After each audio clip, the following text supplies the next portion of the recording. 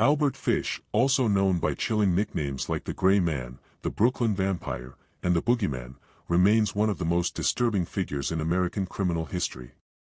His crimes took place in the early 20th century, mainly between 1924 and 1934, with his most notorious act occurring in New York City.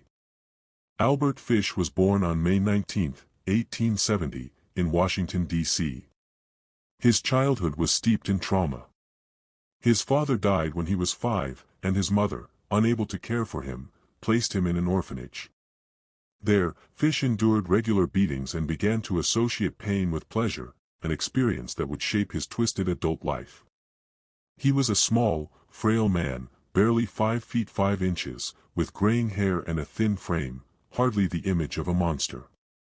He spoke softly, dressed neatly, and appeared completely harmless. But beneath the surface, he was a sadistic predator driven by extreme sexual perversions and violent impulses. He was known for his polite demeanor, which masked an unimaginable darkness. Albert Fish's methods were gruesome. He lured children with promises of gifts or work and then tortured, killed, and in some cases, cannibalized them.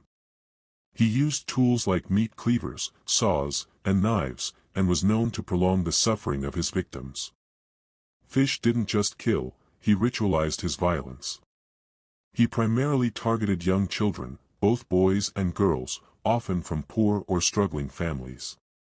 He exploited their vulnerability and the trust of their parents to get close. His most infamous victim was 10-year-old Grace Budd, whom he kidnapped under the pretense of taking her to a birthday party. Diagnosed with multiple mental disorders, Fish exhibited signs of schizophrenia, masochism, sadism, and psychosis.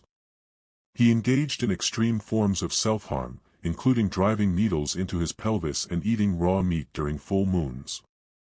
He believed he was following divine orders, often quoting the Bible to justify his crimes. Fish was eventually caught after sending a letter to Grace Budd's mother, in which he graphically detailed how he murdered and ate her daughter. The envelope's logo led police to a boarding house where Fish had once stayed. This crucial clue led to his arrest in 1934.